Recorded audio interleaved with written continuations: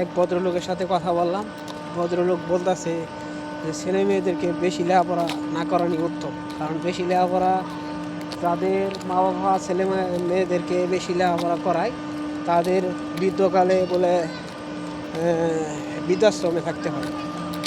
উনি বলছে যে ওনার ছেলে মেয়েদেরকে লেখাপড়া করাইবে, কিন্তু ইন্টার পাস পর্যন্ত, বেশি করাইবে না, কারণ বেশি করাইলে বলে এই বৃদ্ধ বয়সে বৃদ্ধাশ্রমে থাকতে হয়।